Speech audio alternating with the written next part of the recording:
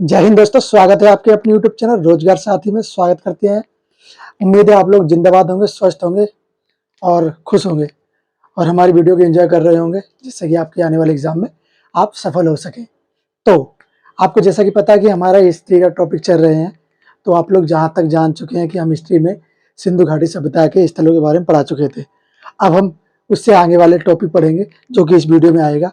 और हमारी एक बात और बता दें आपको कि हमारी वीडियो हर रोज सुबह 6 से लेकर 7 के बीच में अपलोड कर दी जाती है, जिससे आप लोग सुबह से लेकर शाम तक कभी भी आप देख सकते हैं, हर रोज। तो आप लोग ये वीडियो कल सुबह 7 बजे आ जाएगी चैनल पे। तो चैनल को सब्सक्राइब जरूर कीजिए, लाइक जरूर कीजिए, कमेंट जरूर करके बताइए करें कि हमारी वीडियो आपको कैसी लगी। अगर अच्छी लगी तो बताइए, बुरी लगी तो बताइए। अब ज्यादा बोल गया, ज्यादा बातें ना करें और अब आते हैं अपने टॉपिक पे। जैसा कि आप लोग जान चुके हैं कि हम यहाँ तक पढ़ चुके थे कि सिंधु घाटी सभ्यता के स्थल कौन कौन से हैं। अब हम जानेंगे थोड़े उनके और आगे वाले स्थलों के बारे में, जैसे कि अन्य स्थल कौन से थे सिंधु घाटी सभ्यता में। तो चलिए शुरू करते हैं। तो देखते हैं कि अब सिंधु घाटी सभ्यता के जो स्थल थे वो तो हम पढ़ा चुके थे, जैसे मोहनजोदड़ो हो गया या धोलावीरा हो गया, ये पढ़ा चुके थे। उनकी नदियां वगैरह पढ़ा चुके थे। अब जो अन्य स्थल है, जो अन्य स्थल हैं जो इंपॉर्टेंट है, पेपरों में आ सकते हैं, क्योंकि मैंने जैसे आपकी पहली बार बताया था आपको कि हर बार दिल्ली पुलिस, इस बार एसएससी क्या करें ना, इस बार एसएससी का मूड डाउन क्या रहता है ना, up to down up to down up to down, मतलब ऊपर नीचे होता रहता है। तो एसएससी क्या करती है, कभी तो इतने डिफिकल्ट क्वेश्चन पूछ लेगी कि बच्चे को पता ही ना होता, और कभी तो ऐसे पूछता है कि बिल्कुल आसान। तो हमें क्या करना है, हमें हर प्रकार का क्वेश्चन पढ़ के जाना है। अगर वो अच्छा पूछे वो भी, और नॉर्मल पूछे वो भी। अगर डीप क्वेश्चन पूछता है तो हम वो ही बता सकते हैं, अगर नॉर्मल क्वेश्चन है तो हम वो ही बता सकते हैं। तो हमें क्या करना होगा, हमें हर प्रकार का क्वेश्चन लेना होगा। तो अब आते हैं अपने इस पे। तो एसएससी का मूड तो जैसे हमें पता ही है कि हर समय ऐसे ही रहता है। तो इस बार शायद, पिछली बार तो 2022 में सही था पर ज्यादा नॉर्मल नहीं था। तो इस बार देखते हैं क्या होता है। इस बार लग रहा है कि थोड़ा नरम होगा, पर हम लोग तो अपनी तैयारी प्रॉपर उसी तरीके से करेंगे जो होना चाहिए। तो हम करते हैं चालू, फिर उसके बाद देखते हैं, है ना। तो अब आते हैं अपने स्थलों के बारे में। तो जानते हैं सबसे पहले स्थल जो कि अभी वर्तमान तो भारत में है नहीं, और ये है पाकिस्तान में, जिसका नाम है पाकिस्तान। ये स्थल, पाकिस्तान में कौन कौन से स्थल है। हाँ, तो जैसा कि हम लोग बात कर रहे थे कि पाकिस्तान पाकिस्तान के कुछ प्रमुख स्थल जो सिंधु घाटी सभ्यता के थे, और अभी जो ज्यादातर प्रश्न पूछे ही जा रहे हैं, अब इनमें से कोई सा ही प्रश्न पूछ सकता है। तो हमें एसएससी के माइंड का भी पता नहीं कब कौन सा प्रश्न पूछ ले, तो हमें इसीलिए ज्यादातर प्रश्न याद अपने दिमाग में रखने होंगे। अब आती है बात पाकिस्तान। पाकिस्तान में कौन कौन से स्थल है। आमरी, कोटोडीजी, अल बिनो, गणेशवीर वाला, गरेड़ी वाला। गरेड़ी वाला, ये गरेड़ी वाला सबसे बड़ा स्थल है इंडस वैली सिविलाइजेशन, मतलब सिंधु घाटी सभ्यता का सबसे बड़ा स्थल कौन सा है, गरेड़ी वाला। ओके। अब आती है बात अपने भारत। अब अपने भारत में कौन कौन से स्थल है। अपने भारत में जैसे स्थल है हरियाणा। हरियाणा में कौन से स्थल है, राज्यों के अंदर कौन कौन से स्थल है। बालू, बालू पहला, भगवानपुरा, भगवानपुरा, भीमथल और कुणाल, ये स्थल है कहाँ पे, गुजरात में, ओ सॉरी, हरियाणा में। ये स्थल है अपने हरियाणा में।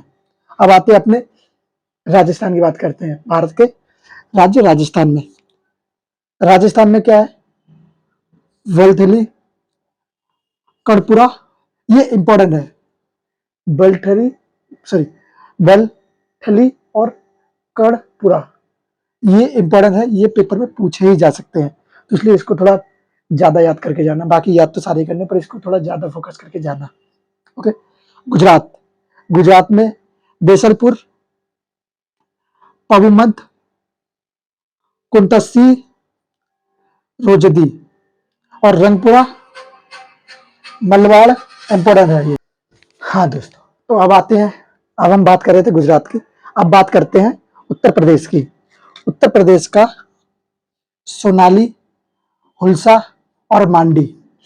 उत्तर प्रदेश में सोनाली, हुलसा और मांडी, ये सबसे इंपॉर्टेंट है, और ये पेपर में आ ही सकते हैं, और ये किसी भी शिफ्ट में दे सकते हैं। तो इसको जरूर जरूर याद कर जाना। बाकी इंपॉर्टेंट सारे पर मैंने जिस पे इंपॉर्टेंट लगाया उनको जरूर याद कर जाना। एक तो राजस्थान है, और एक गुजरात है, और एक उत्तर प्रदेश है। इनको जरूर जरूर याद करके जाना।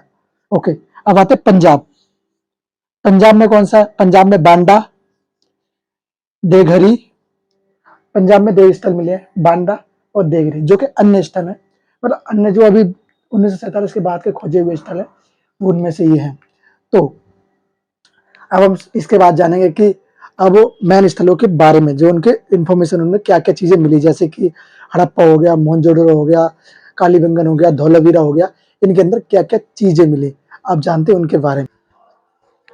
तो दोस्तों अब आते हैं, थोड़ा आप जानते हैं हड़प्पा सभ्यता के अंदर जो चीजें मिली, हमने हड़प्पा सभ्यता के अंदर क्या क्या चीजें मिली, अब उसके बारे में जानते हैं। वहाँ का कैसे सभ्यता थी, क्या क्या चीजें मिली, क्या क्या वहाँ पे खुदाई के दौरान मिला। तो चलिए अब जानते हैं कि हड़प्पा सभ्यता में क्या क्या खुदाई के दौरान मिला। उससे पहले एक चीज और बता दूं आपको कि हार कभी मत मानना। अगर आप पहली बार एग्जाम में फेल होते हो तो कभी भी हार मत मानना, क्योंकि हार वो सबक है जो आपको बेहतर होने का मौका देती है। तो हार मत मानना। अगर हार मान के बैठ जाओगे तो आप कभी भी आगे जीवन में नहीं बढ़ सकते हो। तो जानो कि हार वो सबक है जो आपको बेहतर होने का मौका देती है। तो हारना नहीं है, अब डट के सामना करना है मंजिलों का। चलिए शुरू करते हैं, अब आते हैं टॉपिक पे। अच्छा, हड़प्पा सभ्यता 5 किलोमीटर परिधि में फैला हुआ स्थान था, मतलब 5 किलोमीटर एरिया में फैला हुआ स्थान था। अब ये किस पद्धति में बनाया गया था? ये ग्रिड पद्धति से बनाया गया नगर था। ओके, इसमें सब दफनाने के साक्ष्य मिले हैं, सब दफनाने के साक्ष्य मिले हैं। और एक बड़ा सा कब्रिस्तान, तो उस कब्रिस्तान को क्या कहा जाता था? कब्रिस्तान का नाम रखा था R37। कब्रिस्तान को R37 कहा जाता था। ओके, अब आते हैं कपास की खेती। कपास की खेती के सबसे बड़े साक्ष्य मिले हैं। कपास की खेती सबसे बड़ा वहां पे होता है उसका करने के साक्ष्य। ये लोग कुल कितनी फसलें उगाते थे? ये लोग कुल 9 फसलें उगाते थे, जैसे गेहूं, जौ, चावल और आदि फसलें। इनको ज्ञान था इन फसलों का। ओके, अब सुरक्षा दुर्ग। यहाँ पे सुरक्षा दुर्ग जैसे मैंने बताया था आपको, निचला टीला, निचला टीला और उच्च वर्ग और नीचे वर्ग। ओके, वहां पे 2 टीले थे। तो इसको किसने नाम दिया? तो व्हीलर ने इनको 2 नामों में डिवाइड किया। ऊंचे वाले को माउंट एबी, जो पश्चिमी टीला था, और पूर्वी टीलों को माउंट एफ कहा। पूर्वी टीलों को माउंट एफ कहा उन्होंने। अब आती है बात, थोड़ी आगे बढ़ते हैं। तो मुद्रा बनाने में सेल खड़ी का प्रयोग, वो लोग जो मुद्रा बनाते थे उसमें सेल खड़ी का उपयोग करते थे मुद्रा बनाने के लिए। अब यहाँ पे क्या और क्या मिला है? यहाँ पे मिले 12 कक्ष वाले अन्नागार, मतलब जिसमें अन्नागार, जिसमें अन्न वगैरह रखा जाता है ना, वो 12 कक्षों में डिवाइड था। जैसे एक कमरा हो गया, उसमें 12 बना दिए बड़े बड़े, दीवार खड़ी कर दी बड़ी बड़ी, वो 12 कक्षों में था। तो ये 12 कक्ष वाला अन्नागार। यहाँ पे जैसा कि मैंने बताया कि गेहूं,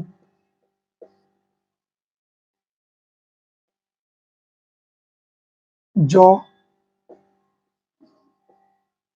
आदि के साक्ष्य है।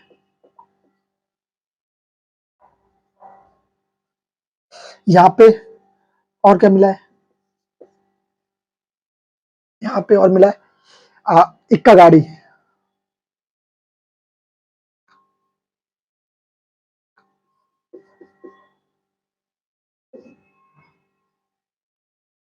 इक्का गाड़ी स्त्री के गर्भ, स्त्री के गर्भ से निकलता पौधा।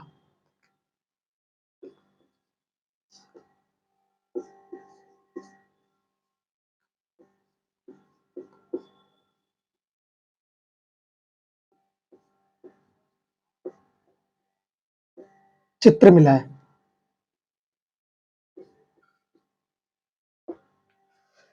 इक्का गाड़ी मिली है, और क्या मिला है? स्त्री के गर्भ से निकलते पौधे का चित्र। ओके, अब थोड़ा और जानते हैं इसके स्थलों के बारे में। आइए दोस्तों, अब आते हैं थोड़ा सिंधु घाटी सभ्यता के एक और स्थल के बारे में जानते हैं, जो कि है मोहनजोदड़ो। मोहनजोदड़ो को सबसे पहले एक तो मृतकों का टीला भी कहा जाता है।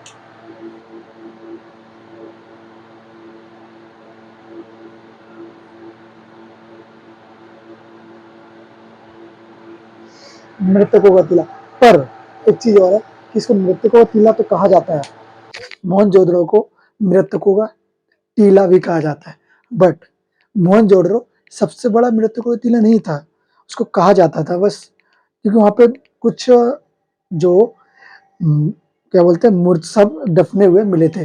पर इससे भी एक दूसरा स्थान था, वो मैं आगे आपको बताऊंगा, जो सबसे बड़ा था मृतकों का टीला। तो अब जानते हैं मोहनजोदड़ो मृतकों का टीला, इसके कुछ इंपॉर्टेंट पॉइंट्स जो इसमें आप पेपरों के लिए जरूरी है। तो इसमें सबसे ज्यादा जनसंख्या वाला स्थल यही मोहनजोदड़ो था।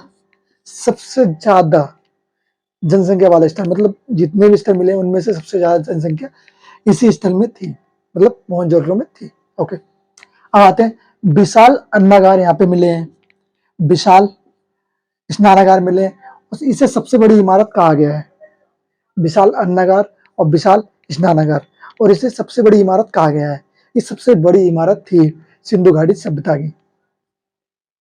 यहाँ पे नटराज की मूर्ति मिली है, जो आप यहाँ पे नटराज की मूर्ति में, ये जो आप देख रहे हो ये नटराज की मूर्ति है। और यहाँ पे पशुपति की मूर्ति, जो आप ये देख रहे हो ये पशुपति की मूर्ति है। डाली सॉरी दाढ़ी वाले महादेव की मूर्ति बुने हुए कपड़ों के साथ है, दाढ़ी वाले महादेव की मूर्ति और बुने हुए कपड़ों के साथ है, ये जो यहाँ पे। तो अब देखते हैं स्वास्तिक चिन्ह, यहाँ से हमें और क्या मिला है, यहाँ से हमें मिला है स्वास्तिक चिन्ह, जो कि हिंदू धर्म में बहुत पवित्र माना जाता है। ये है स्वास्तिक चिन्ह, यहाँ से मिला। और यहाँ से हमें क्या मिली, कांस्य की मूर्ति और मिली है। ये इंपॉर्टेंट पॉइंट्स है, ये इसको IMP लगा लीजिए, इंपॉर्टेंट यार, ये सबसे इंपॉर्टेंट पॉइंट है। ये आ सकता है वो कौन सा स्थान है जिससे हमें विशाल स्नानागार मिले हैं, वे अन्नागार मिले हैं, तो वो है मोहनजोदड़ो। ओके, यह सबसे बड़ी इमारत कौन से स्थल में थी, तो वो मोहनजोदड़ो में थी। अब आते हैं यहाँ पे प्रत्येक मकानों में कुएं के साक्ष्य मिले, और ज्यादातर श्रृंगार के साक्ष्य मिले, मतलब महिलाएं जो श्रृंगार करती थी उसके साक्ष्य मिले, मतलब कंगा चूड़ी वगैरह ये सब वहां से मिले हैं। तो जैसे कि आप देख रहे हैं श्रृंगार और कुएं के साक्ष्य, यहाँ पे क्या था ना कि हर घर में एक कुआं होता था। जैसे आप और कुएं का इनका बनाने का तरीका पता क्या था, जैसे ये घर है, ये घर है, ये घर का बाहरी कमरा है, ये अंदर वाला कमरा है, और ये एक और कमरा है, और इधर एक और कमरा है, ये इनका गेट है। तो ये जो कुआं था ना, कुआं इन वाले इस वाले कमरे में होता था, जिससे इनके घर में कोई अंदर ना झांक सके। तो ये लोग प्राइवेसी का बहुत ज्यादा ध्यान रखते थे कि प्राइवेसी रहे, अंदर कोई ना झांक सके, मतलब जो लेडीज है उनको कोई ना देख सके, बाकी और भी चीजों की प्राइवेसी रखते थे। तो क्या होता था, ये लोग कुआं इनके इस वाले घर में होता था, जैसे कोई यात्री वगैरह या कोई जिसको प्यास लगी है उसको पानी पीना होता था कुएं से, तो वो यहीं से लेके और यहीं से निकल जाता था। और उनके जो द्वार होते थे बहुत, जैसे यहाँ से गली गई फिर उसके बाद यहाँ पे गेट लगा होता था, तो इससे लोग पूरी तरह अंदर से नहीं देख पाते थे। और जो मैन होता था कमरे उनके इधर उधर होते थे, जैसे अगर आप सामने से भी देखेंगे तो कोई घर वाला आपको दिखाई नहीं देगा। तो ये लोग ये प्राइवेसी रखते थे ये लोग। तो ऐसा ही कुएं का स्थल था, ये हो गया कुएं।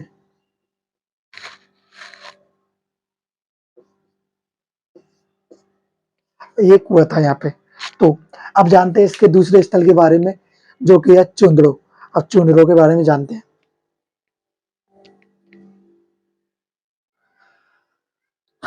अब आते हैं अपने एक और स्थान पर, चुंदड़ो पर।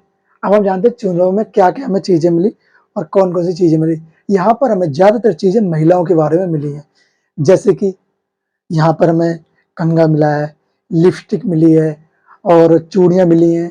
तो ज्यादातर चीजें महिलाओं से संबंधित मिली हैं, पर कुछ चीजें हैं जो पुरुष से संबंधित मिली हैं। तो अब चलिए जानते हैं उनके बारे में थोड़ा। तो सबसे पहले हमें यहाँ पे क्या मिला है, गोल ईंट के साथ। गोल ईंट मतलब जो अभी तो हम कैसे जरूरी है कि ऐसी ईंट बनाते, पर पहले भी गोल ईंट होती थी, अभी तो होती है पर पहले भी होती थी। तो पहले हमें गोल ईंट के साक्ष्य मिले हैं। ओके, एक और साक्ष्य मिला जो कि बहुत जरूरी था, ये क्या था, बिल्ली का पीछा करते हुए कुत्ते के पद चिन्ह। बिल्ली का पीछा करते हुए कुत्ते के पद चिन्ह, मतलब पद चिन्ह क्या होता है, पदचिन्ह मतलब वो जो पैरों के निशान, जो पीछे कर रहे होगे क्या हुआ होगा सीन कि हो सकता है कुछ, या बिल्ली कुत्ते का कुछ खाना लेके छीन के भगी होगी, ऐसा हो सकता है, क्योंकि कन्फर्म तो पता नहीं क्या चीज़ हो सकती है, बट ऐसा हुआ होगा। तो खाना छीन के भगी तो पीछे से कुत्ते ने शुरू किया भागना, उसके पीछे पीछे भागता रहा, तो उस समय वो निशान बन गए। और उस समय हो सकता है कारण भी यही रहा था कि सिंधु घाटी सभ्यता का समाप्त होने का कारण क्या था, विनाश का कारण। तो उसमें क्या था कि बताया जाता है कि बाढ़ सबसे बड़ा कारण रहा है। तो हो सकता है उस समय ये पीछे कर रहे होंगे, तो उस समय बाढ़ आ गई, तो ये जहाँ थे वहीं पे दब गए। तो फिर उनके ऐसे ही पदचिन्ह बन गए। बहुत साल बाद जब खुदाई हुई तो इनके पदचिन्ह मिले। तो ऐसा ही इनके ये हो सकता है, तो इसके पदचिन्ह। अब जानते हैं थोड़ा और इसके बारे में। तो यहाँ पे हमें चूड़ियाँ मिली हैं, चूड़ियाँ मिली है, यहाँ पे हमें लिपस्टिक मिली है, यहाँ पे हमें कंघे के साक्ष्य मिले हैं, यहाँ पे हमें ये साक्ष्य मिले हैं जो कि ज्यादातर महिलाओं से संबंधित है। तो और आते हैं, यहाँ पे हमें क्या मिला, 4 पहियों वाली एक गाड़ी के साक्ष्य, 4 पहियों वाली गाड़ी के साक्ष्य। अभी भी जैसे 4 पहिए पहले क्या ना कि बच्चे वाले बना लेते खेल, दो इधर दो इस तरफ पहिए तो 4 पहिए हो जाते हैं, तो ऐसे 4 पहिए वाली गाड़ी मिली होगी। और मनके बनाने के कारखाने, मनके बनाने के कारखाने हमें यहीं से, यहाँ से भी मिले और लोथल से भी मिले, जो हम आगे पढ़ेंगे अभी। तो ये मनके बनाने के कारखाने ये हमें मिले। अब आते हैं लोथल के बारे में थोड़ा जानते हैं कि लोथल से हमें क्या क्या मिला है। अब आते हैं जानते हैं एक और स्थल के बारे में जो कि मैं आपको पहले ही बता चुका था, इसमें और क्या क्या साक्ष्य मिले थे। तो अब आते हैं थोड़ा लोथल के बारे में जानते हैं, लोथल में हमें क्या क्या साक्ष्य मिले हैं। पहले तो जानते हैं लोथल के बारे में थोड़ा। लोथल को मृतकों का नगर भी कहा जाता है, जो मैंने बोला था सबसे बड़ा नगर ये लोथल था, नाम उसका है, पर चीजें यहाँ पे मतलब सबसे बड़े जो मृतक मिले वो यहाँ पे मिले हैं। अब आते हैं सिंधु घाटी सभ्यता की वाणिज्य राजधानी है। वाणिज्य मतलब लोगों ने मानव निर्मित, मतलब वाणिज्य व्यापार के लिए, सॉरी अलग बोलूंगा, वाणिज्य मतलब व्यापार के लिए राजधानी जो थी वो ये थी। अब ये मानव निर्मित बंदरगाह था, ये बंदरगाह था जो कि मानव द्वारा, सॉरी। अब आते हैं लोथल के बारे में थोड़ा जानते हैं। लोथल के बारे में जैसे मैं आपको पहले ही बता चुका था कि इसमें एक कि इसमें मानव निर्मित ये बंदरगाह है, और इसमें सबसे बड़े मृतक मतलब सबसे ज्यादा मृतक यहीं से प्राप्त हुए, मतलब सब इससे कहते हैं सबसे बड़ा मृतकों का नगर। वो सबसे बड़ा मृतकों का टीला था, वो कौन सा था, मोहनजोदड़ो, जो सबसे बड़ा मृतकों का चीड़ा सॉरी टीला, और ये नगर है। तो अब थोड़ा इसके बारे में जानते हैं कि इसके बारे में क्या क्या चीज है, क्या क्या इंपॉर्टेंट पॉइंट है। तो अब जानते हैं थोड़ा इसके बारे में।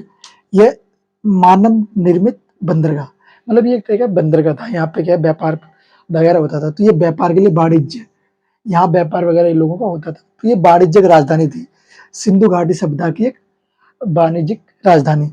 अब अब आते हैं ये यहाँ पे क्या था, और यहाँ पे हमें किसके साक्ष्य मिले, बाजरा के साक्ष्य मिले, चावल के साक्ष्य मिले, बाजरा और चावल। यहाँ पे चावल के दाने थोड़े ही मिले पर साक्ष्य मिले हैं। और यहाँ पे शतरंज के खेल, जो शतरंज होता है अभी हम लोग खेलते हैं वो पहले भी खेला जाता था, यहाँ पे हमें शतरंज के खेल के साक्ष्य मिले हैं। यहाँ पे हमें और क्या मिला, यहाँ पे हमें मिला मनके बनाने के कारखाने, जो हमें और कहाँ मिले थे, जो हमें चुहंदड़ों में मिले थे, जो मैंने आपको बताया था कि ये यहाँ पे भी है। तो यहाँ पे हमें मनके बनाने के कारखाने। अब पूछा जाए कि मनके बनाने के कारखाने कहाँ कहाँ से मिले हैं, तो हम कह सकते हैं कि मनके बनाने के कारखाने हमें 2 स्थान से मिले हैं, एक तो चुहंदड़ो और एक लोथल। अगर प्रश्न में आए कि मनके बनाने के कारखाने हमें कहाँ से नहीं मिले हैं, और अगर प्रश्न अगर ये आंसर में है इनमें से दोनों कोई है, तो हम उस पर टिक लगाएंगे कि यहाँ से हमें मिला है, और इस कहाँ से नहीं मिला है वो हम टिक लगा देंगे। अगर पूछा जाए कि कहाँ से मिला है, तो इन दोनों में से अगर कोई दोनों ही है तो दोनों पे लगाना पड़ेगा। वैसे दोनों देता ही बहुत कम है, कभी कभार या करके दे देगा, अगर देगा तो दोनों पे, वरना किसी एक पे लगाना है। ओके, अब आते हैं और क्या मिला है हमें यहाँ से, हाथी दांत के स्केल, मतलब हाथी के जो दांत है उसके हमें स्केल्स मिले हैं। और क्या मिला, युगलित समाधि, जो मैंने आपको बहुत पहले बताया था कि यहाँ से हमें युगलित समाधि मिली है। युगलित समाधि क्या होती है, जिसमें मेल और फीमेल मतलब स्त्री और पुरुष दोनों को एक साथ दफनाया जाता था, उसे बोलते हैं युगलित समाधि। और यहाँ पे क्या मिला है, मम्मी का मॉडल, वो वाली मम्मी नहीं, यहाँ पे मम्मी का मॉडल मतलब जो मृत शरीर होता है उसको एक क्या होता है ना, मिस्र के लोग क्या करते थे, और यहाँ पे भी शुरुआत किया करा लोगों ने। ये लोग मम्मी का मॉडल क्या था कि ये लोग ना जैसे कोई मर गया, कोई मृत आदमी मर गया, उसको क्या करते थे, एक पट्टी वगैरह उस पर लेप बना के उसको लपेट के एक ताबूत में बंद करके रख दिया करते थे। ये लोग सोचते थे कि हो सकता है आगे जाके ये इंसान को कुछ ऐसा कुछ हो जाए, जादू टोना तकनीक वगैरह, जिससे इसको जिंदा किया जा सके। तो ये लोग क्या करते इसको एक ताबूत में बंद करके रख दिया करते थे। तो ये हमें कहाँ से मिला है, तो हम कह सकते हैं मम्मी का मॉडल हमें कहाँ से मिला, ये हमें मिला है लोथल से। और यहाँ पे हमें क्या मिला, घोड़े की अस्थियां, जो घोड़े थे उनकी अस्थियां मिली यहाँ से हमें। और क्या मिला है, लोमड़ी और चिड़िया का चित्र, लोमड़ी और चिड़िया का चित्र, यहाँ से हमें और क्या मिला है, एक तो लोमड़ी का चित्र मिला है और चिड़िया का चित्र मिला है। तो अब हम कोई कहे कि हमें यहाँ से क्या क्या मिला है, तो आप लोग इन चीजों को थोड़ा ध्यान से पढ़ लीजिए कि ये ज्यादा इंपॉर्टेंट है। पेपर में पूछ सकता है कि सिंधु घाटी सभ्यता की वाणिज्यिक राजधानी कौन सी थी, तो हम कह सकते हैं कि सिंधु घाटी सभ्यता की वाणिज्यिक राजधानी लोथल थी। तो ऐसे इसको आपको लोगों को ये सबसे ज्यादा ध्यान रखना है कि वाणिज्यिक राजधानी कौन सी थी। ओके, अब थोड़ा ये इनके बारे में थोड़ा एक बार आप लोग ध्यान से पढ़ लीजिए और अपने नोट्स में इनको जरूर लिखिए। नोट्स क्या है ना, नोट्स आप लोग हर समय बनाइएगा ना, तो नोट्स को हर समय शॉर्ट करके लिखिए और अपनी भाषा में लिखिए, जैसे मैंने ये अपनी भाषा में लिखा। अब जो आपको भी समझ में आया ऐसी भाषा है। तो अब आप लोगों को लगता है कि मुझे इसमें कुछ और चीज़ भी ऐड करनी चाहिए, अगर आप मैं बाद में कुछ जैसे अभी नहीं कुछ चीज़ें नहीं लिखवा पाया, अगर कुछ मेरे दिमाग से निकल गया, लिखवाने निकल गया, तो आप लोग थोड़ा उसमें क्या करिए, गैप कर करके नोट्स बनाया करें, तो जिससे थोड़ी जगह खाली रहे। अब क्या रहता है खाली जगह मतलब क्या, आप ना जैसे नोट्स, ये एक पेज है, इसका कितना 75% हिस्सा यूज करें, 25% हिस्सा छोड़ दे, जिससे कि कोई एडिशनल चीज ऐड कर सके। नोट्स हम एक ही बार बनाते हैं, अब क्या एक बुक बना ली, बार बार दोनों बुक इसको चेंज करते रहेंगे, एक नोटबुक बना ली, अब उसमें हमें थोड़ा गैप, पेज को खाली छोड़ देना है, जिसमें हम कुछ चीज नई चीज आए तो उसको ऐड कर सके। तो नोट्स बनाने का सबसे अच्छा तरीका ये रहता है कि ये अपने नोट्स बनाए, खुद के नोट्स बेहतर रहते हैं। बाकी हम लोग आपको नोट्स भी प्रोवाइड कराएंगे, जो कि हम टेलीग्राम चैनल पे प्रोवाइड कराएंगे। हम अपना टेलीग्राम चैनल भी बनाएंगे, जो आप लोग वहाँ से जाके नोट्स भी डाउनलोड कर सकते हैं और उसको अच्छे से पढ़ सकते हैं। अभी हम लोग धीरे धीरे जैसे आप लोग का सपोर्ट रहा, तो हम आगे जाके और भी विकास करेंगे, आगे बढ़ेंगे। विकास, क्योंकि हमसे इतिहास पढ़ा है तो विकास की भाषा ज़्यादा दिमाग पे रहती है, इसलिए विकास बोल दिया। ये कह सकते हैं कि आगे बढ़ेंगे, आगे बढ़ते हैं। उसके साथ आपका परिवार है ये, आप अगर आप चाहोगे तो आपका परिवार आगे बढ़ेगा, और आप नहीं चाहोगे तो आपका परिवार आगे नहीं बढ़ेगा। तो कोशिश करें कि अपने परिवार को आप लोग आगे बढ़ाएं। आप सब हमारे परिवार ही हैं, हम सब एक बहन, आप हमारी बहन हो, भाई हो, जो भी हो, सब आप हमारे बहन भाई हो। तो आप लोग हम सारे सपोर्ट हमारा करेंगे, तो हम लोग आपको और भी अच्छे तरीके से पढ़ाने की कोशिश करें। हम लोग एक भी कमी नहीं रखेंगे आपको पढ़ाने में, जितनी हो सकती है उतने से ज़्यादा कोशिश करेंगे आपको अच्छे से अच्छा कंटेंट ला के दें।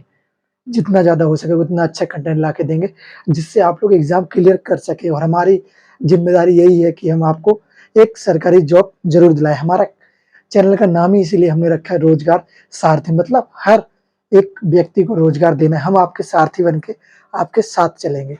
तो अगर आप लोगों का सपोर्ट रहा, आप लोग हमारे अर्जुन बन सकते, तो हम आपके सारथी बनने के लिए तैयार हैं। तो आप जानते हैं थोड़ा इसके बारे में, बातें बहुत हो गई। अब सबकी ज़िंदगी में तकलीफ और परेशानी रहती है, पर उन तकलीफ़ों से निकलना ही ज़िंदगी को कहा जाता है। अगर आप लोग तकलीफ़ में ही डूबते रहेंगे, सोचते रहेंगे कि यार मेरे साथ वो हो गया, हर एग्ज़ाम बहुत लोग देते हैं, पर एग्ज़ाम में फेल भी बहुत होते हैं, पास भी बहुत होते हैं। अगर जो फेलियर से सीख जाए वो अच्छी बात है, अगर आप फेल को लेके बैठते हो तो वो गलत बात है। अगर आप सोचो यार मैं फेल हो गया, अब इसको लेके बैठता हूँ कि मैं फेल हो गया, रोते रहोगे कमरे में बैठे रहो, कुछ नहीं होने वाला। उससे किसी का कुछ नहीं बिगड़ने वाला, बिगड़ेगा सिर्फ़ आपका, नुकसान आपका होना है, किसी दूसरे का कुछ नहीं होना है।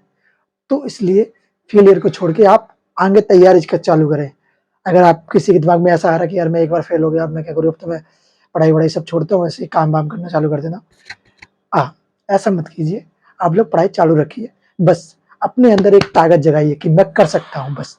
ये जिस दिन आ गया कि मैं कर सकता हूँ, तो ये दुनिया की आपको कोई ताकत नहीं रोक सकती। बस बाकी कराने में हमारी हिम्मत और हमारा साथ आप देंगे, तो हम ज़रूर आपको आपके लक्ष्य तक पहुँचाएँगे। तो अब आते हैं अपने तीसरे और इससे आगे वाले टॉपिक पे, जो हम उसके बारे में बताएँगे, जो कि है कालीबंगन और फिर उसके बाद धौलावीरा, उसके बाद ये समाप्त कर दिया जाएगा। फिर उसके बाद हम नया टॉपिक चालू करेंगे। तो थोड़ा इसके बारे में और जान लेते हैं, फिर हम आगे बढ़ते हैं। आइए दोस्तों, अब जानते हैं थोड़ा कालीबंगन के बारे में, हमें कालीबंगन से क्या क्या मिला है, और हमें तो थोड़ा जानते हैं कालीबंगन के बारे में हमें क्या क्या मिला है वहां से। तो कालीबंगन से पहले तो हमें जुते हुए खेत के साक्ष्य मिले हैं। जुते हुए खेत मतलब वो जो आप लोग जानते हैं गांव में खेत होते हैं वो जुते हुए होते हैं, तो यहाँ से भी हमें जुते हुए खेत के साक्ष्य मिले हैं। अब लकड़ी के साथ हल मिले हैं, यहाँ से हमें लकड़ी के हल, और 7 हवन कुंड, 7 हवन कुंड मिले, और चना एवं सरसों फसल जरूर याद रखनी है आपको, फसल कौन सी कहाँ से मिली है। जैसे कि यहाँ से हमें क्या मिला है, चना एवं सरसों मिला है, और दूसरे स्थान से हमें क्या मिला है, चावल और वो मिला है। तो जो जो चीज हमें जहाँ से मिली है उस चीज का हमें याद रखना है, कौन से स्थान से हमें क्या क्या मिला है। तो अगर पूछा जाए कि प्रश्न में आ सकता है कि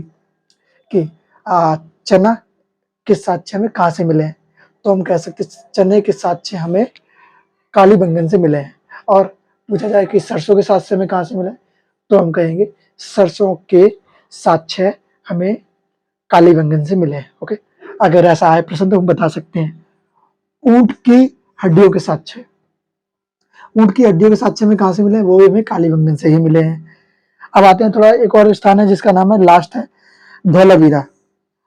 लास्ट कैसे मतलब जो इम्पोर्टेंट जो स्थल है वही हमने पढ़ा रहे हैं, जो जरूरी है, बाकी सब तो नहीं ले सकते ना। इतिहास को, इतिहास बहुत बड़ा है, सारी चीजें कैसे लिख सकते हैं।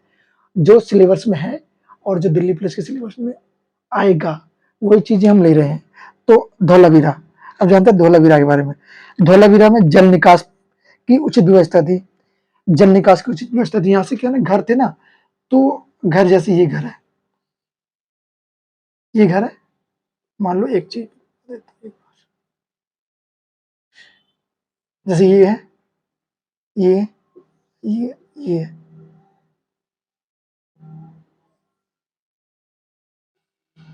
ये लोगों के घर हो गए। तो यहाँ पे क्या ना, जैसे ये घर हो गए। अब इनका घर का ना जो नालियां होती थी वो घर से ऐसे यहाँ से जाती थी, ऐसे अच्छे अच्छे से किनारे किनारे से जल निकाल की अच्छी व्यवस्था थी। ये सारा जल जाके नदी में चला जाता था। तो ये सारे निकास की प्रणाली बहुत अच्छी थी, इनके घर की प्रणाली भी अच्छी थी। घर के गेट क्या है ना, गेट समय क्या है ना अंदर की तरफ खुलते थे इनके घर के गेट, जैसे अंदर की तरफ। अभी हम क्या बहुत से गेट बाहर की तरफ खुलते हैं, पर उस समय अंदर गेट अगर बाहर की तरफ खोले, कोई निकला आया मुंह में लगा छाप खत्म, गिर जाएगा वहीं पे। तो ऐसे ही इनके गेट क्या ना अंदर की तरफ खोलते थे। उन लोग सोच रहे हो इनका दिमाग कितना चलता था उस समय, कि इन्होंने सोचा कि यार ऐसे अंदर की तरफ रखेंगे घर तो गेट बढ़िया रहेगा, बाहर की तरफ खोलने में प्रॉब्लम होगी। और जैसे कोई निकल रहा है तो बाई चांस एकदम से अंदर से कोई आया, एकदम से खोला, बंदा निकला लगा उसके, खत्म, गिर पड़ा, वैसे हो गया, फूल गया माथा उसका। तो ऐसे ही लोगों की तो घर की प्रणाली अच्छी थी। एक तो जल निकास प्रणाली, सबसे अच्छी जल निकास प्रणाली बोली गई इनकी। अब पूछा जाए सबसे अच्छी जल निकास प्रणाली कहाँ की थी, तो हम कह सकते हैं सबसे अच्छी जल निकास प्रणाली धौलावीरा की थी। अब यहाँ पे हमें जल कुंड भी मिले। ये जल कुंड का बहुत बड़ा जल कुंड मिला है जिसमें लोग नहाते थे, राजा महाराजा वगैरह यहाँ पे नहाते थे। जैसे कि आप यहाँ पे देख सकते हैं जल कुंड है यहाँ पे, तो ऐसे ही हमें जल कुंड के साक्ष्य मिले हैं। तो अब थोड़ा जानते हैं कि इसका विनाश का कारण और इसके कुछ स्थल के बारे में थोड़ा जान लेते हैं, फिर उसके बाद हम ये टॉपिक हमारा खत्म हो जाएगा, उसके बाद नया टॉपिक चला। तो अब हम आते हैं इसके लास्ट टॉपिक पे। जैसा कि आप देख रहे हैं कि सिंधु घाटी सभ्यता की जुड़वा राजधानी, मतलब सिंधु घाटी सभ्यता में दो राजधानियां हुआ करती जुड़वा, जिसे हमने कहा है जुड़वा राजधानी। तो जुड़वा राजधानी कौन सी थी, एक तो सिंधु घाटी सभ्यता की मोहनजोदड़ो थी राजधानी, मोहनजोदड़ो कौन सी राजधानी थी, और एक तो हड़प्पा राजधानी थी। यहाँ पे दो राजधानी थी, एक तो सार्वजनिक कार्य के लिए और एक जगह वाणिज्यिक कार्य के लिए, तो दो राजधानी थी यहाँ पे। और यहाँ पे हमें 64 मूल चिन्ह मिले हैं। मूल चिन्ह का मतलब कैसे है, जैसे हम ना, जैसे हमारे लिपि में कितने चिन्ह है वो अलग है, तो ऐसे ऐसे हर लिपि में चिन्ह मिले हैं। तो इनकी लिपि में मूल चिन्ह कितने थे, 64 मूल चिन्ह मिले हैं। ऐसे ही इनका व्यापार, ये व्यापार कहाँ से करते थे, ये लोग व्यापार ईरान प्लस फरात जो कि मिस्र में है, ये यहाँ से व्यापार किया करते थे। जैसा कि मैंने आपसे बताया था ऊपर, मेसोपोटामिया, और यहाँ से ये लोग व्यापार करते थे, मिस्र प्लस मेसोपोटामिया, इन लोगों का व्यापार यहाँ से हुआ करता था। अब इनका पतन का कारण सबसे बड़ा पॉइंट ये आता है कि सिंधु घाटी सभ्यता इतनी अच्छी सभ्यता, इतना अच्छे लोग, इतनी अच्छी सिविलाइजेशन जिसने अच्छे अच्छे से विकास किया, एक प्रकार से बढ़ते जा रहे हैं आगे। एक ऐसा क्या कारण हुआ कि एकदम से वो सभ्यता पूरी एकदम से विनाश हो गया, खत्म हो गई एक प्रकार से। तो इसका मुख्य कारण सॉरी जो कि बताया जाता है कि हो सकता है कि उस समय भूकंप आया हो, सुनामी आई हो, कोई प्राकृतिक आपदा आई हो, जिसके कारण यहाँ से वो इसका पतन हो गया। पर जो कि इतिहासकारों का मानना है, उन्होंने कहा है कि इसका पतन का कारण, मुख्य पतन का कारण था बाढ़ का आना, क्योंकि सिंधु नदी पास में थी। तो हो सकता है सिंधु नदी में पानी का जल स्तर बढ़ा हो और एकदम से जल स्तर बढ़ने के कारण बाढ़ का पानी आके इन स्थानों में भर गया हो। तो इन स्थानों में भरने के कारण ये पूरी की पूरी सभ्यता जमीन के नीचे दब चुकी थी। तो ये सभ्यता आप लोग समझ सकते हैं कितने बड़े स्थान में फैली हुई सभ्यता थी, और एक बाढ़ के कारण पूरी की पूरी सभ्यता नदी के नीचे दब के समाप्त हो गई। पूरी सभ्यता का विनाश हो चुका था। अब बात आती है कि ये विनाश हुआ क्योंकि आप मैंने बता चुका, विनाश इस कारण से इसका हुआ है। तो इसका कारण क्या था, मैं लिख देता हूँ।